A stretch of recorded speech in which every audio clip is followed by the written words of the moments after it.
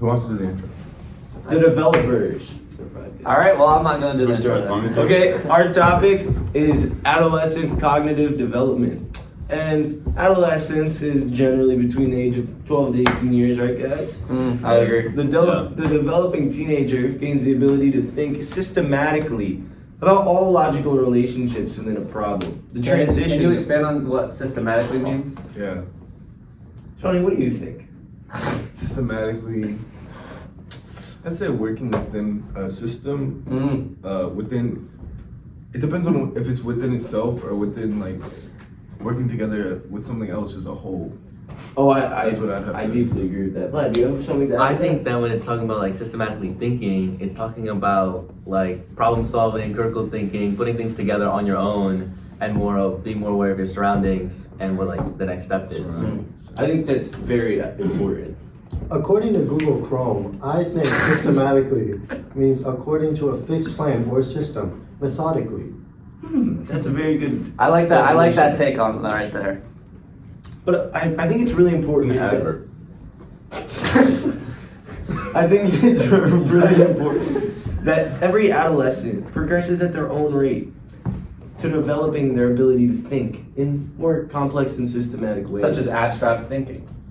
Very true, very true. True. Can you? That's actually true. What is abstract thinking? Thinking a little bit more outside the box. You know, as you grow into yourself and you learn more about yourself, you learn that there's other things around. You know, and you gotta start thinking outside the box and looking for different alternatives. More creative. It Exactly. really allows It's each creative. adolescent to have their own view on the world topics. Looking at it from a different angle, even. Yeah, exactly. Own view, but it's a developed view as well. True, because it allows them the ability to consider possibilities, emotions, and facts to may impact decision making in positive or negative ways. You know what I wonder though? I wonder how. would What do you this- wonder, man? Let us know. Well, I'm gonna let you know. All I right. wonder how this affects their emotional state of mind. You know, according to Rochester University, That's a good university. it's a great university. Good university. When emotional issues come up, they can cause problems with a child's ability to think in complex ways.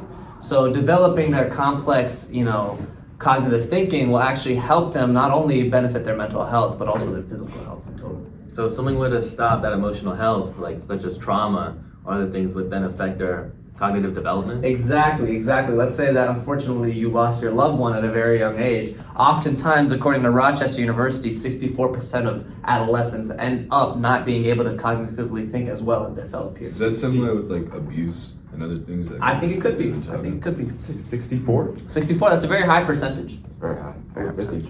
Would you be able to expand on how Ooh, big the 50 gap of dollars. cognitive development is, or no? Smart guy. Repeat that. Like how big of a difference in cognitive development is it from someone who did lose a loved one and didn't? I don't know. I'm not really sure. Right, that's a cut. We don't know. That's a good Do you know one. Miss W? You can answer in real life.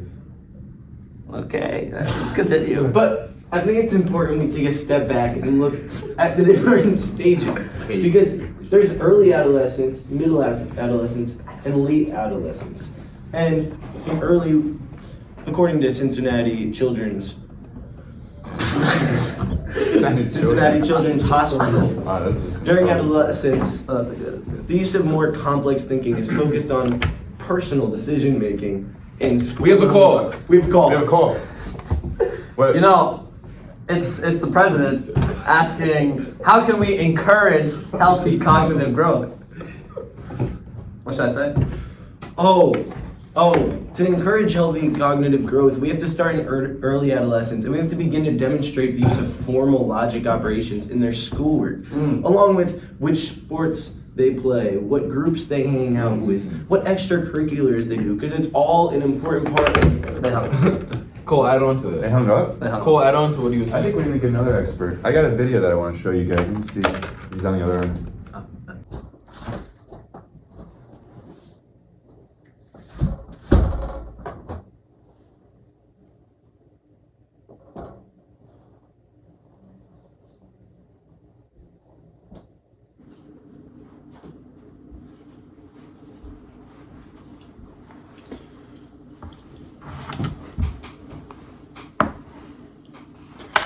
Hello.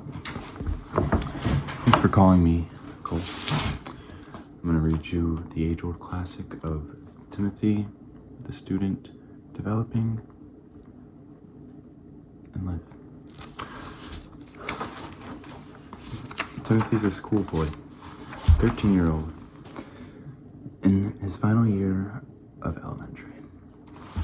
And he's called out for a question he doesn't know. And he answers it with a false answer. And everyone around the room begins to chuckle and laugh at Timothy for not knowing a simple question. Later on, he goes to his friends, where in lunch they're playing a guessing game. And Timothy's pretty good at this game, but this time it seems a little different. He's guessing, and he's guessing it correct. But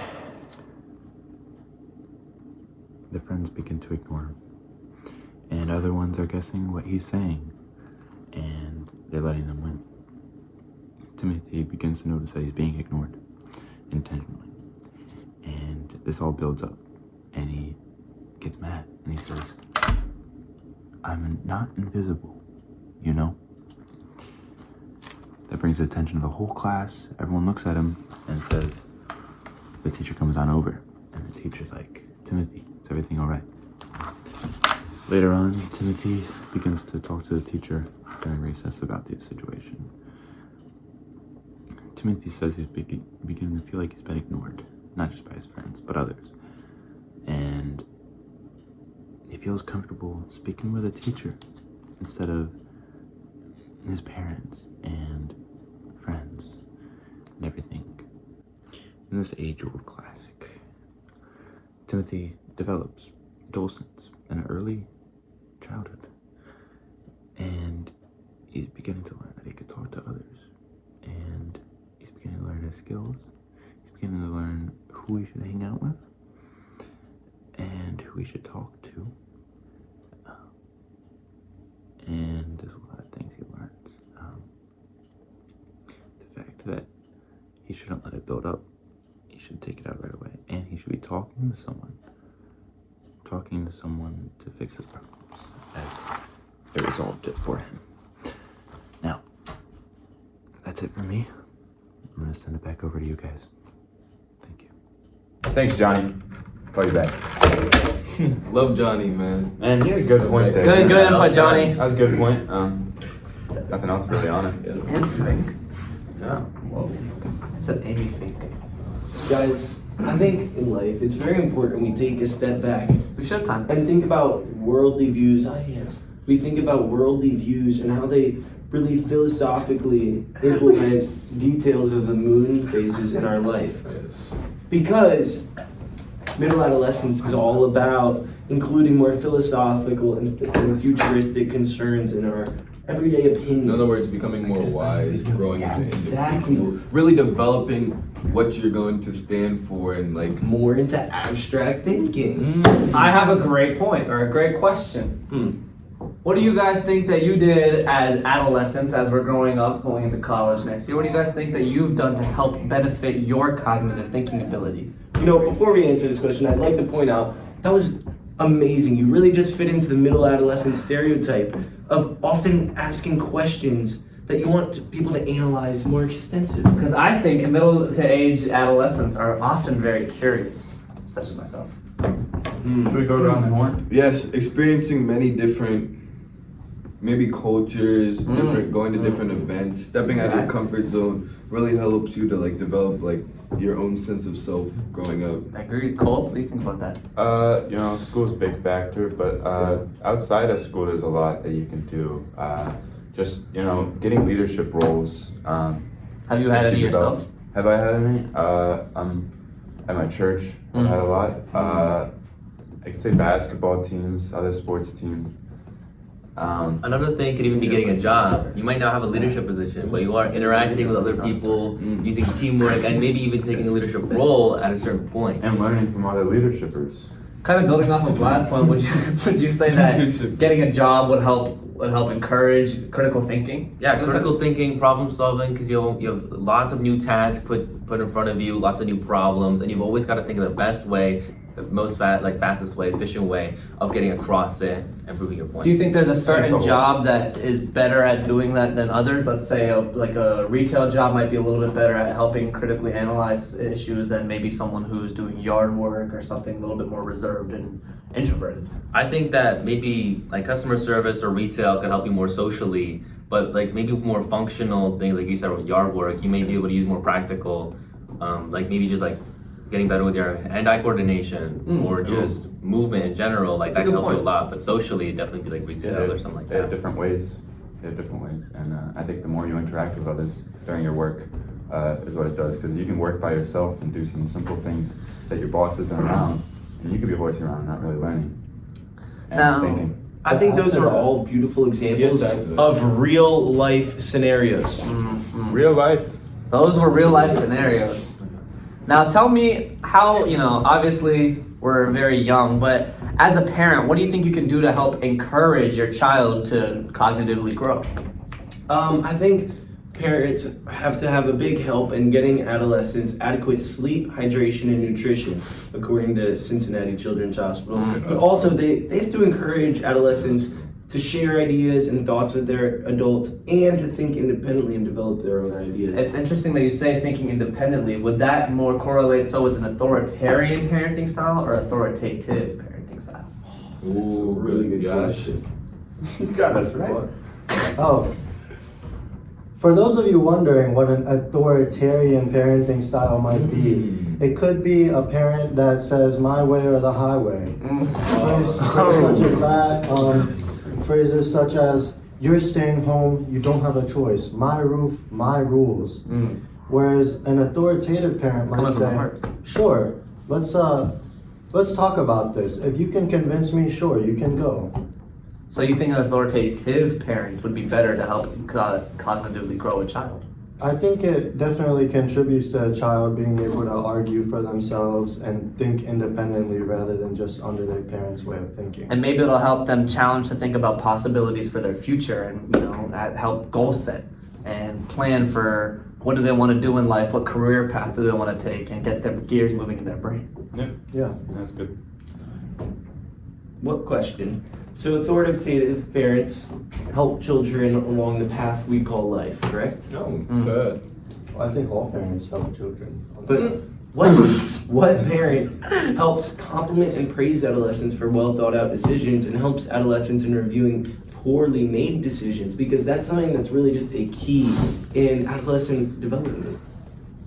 I believe that's a key aspect of an authoritative parenting style. As I feel like an authoritarian parenting style, they might at some points just be like, "Oh, you're grounded." Yeah. Whereas an authoritative parenting style, they might think, "What's the root of this behavior? How can I help my child push past this difficult comment?" Yes. Can anybody think of a real life scenario that would match that beautiful explanation? I can say one for you. So say maybe perchance your child gets into a fight at school. Okay? Authoritarian parent, no questions asked, you're grounded, da da da da. Say you were fighting for your sister. Authoritarian parent never knows who you were fighting for, what you were fighting for, this, that. Authoritative would ask you, hey, why'd you get into this fight? Why are you doing what you did? You explain it to them, you still might get grounded, but you'll have like That connection with you'll them have that because they're connection. You'll understanding. know that you can talk to them more. You know that you can trust them, and you know that you can come to them with things really. Opposed to And- with an authoritarian parent, you try to tend to hide more stuff from them. And you know what to do better next time. As if they're a parent figure, they have more experience and more knowledge with you. They can help you reflect on what you did and what you could do better. And that's key to cognitive development because now you're learning a little bit more about different parenting styles, but also you're learning a little bit more about yourself and maybe some of your limitations, some How to things that you improve could for the work future. on. Exactly.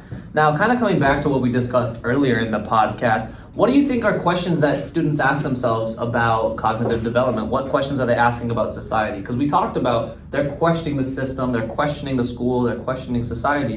What questions are they asking? Asking the parents. No, just in general. Like why they might be learning some things in some classes, or like, oh, will they ever use this again?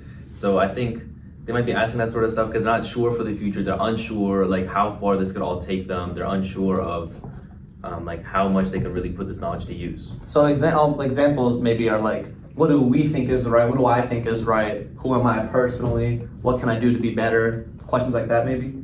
Yeah. Guys, I'm so happy we sat here and had this conversation. I feel like we really gained so much.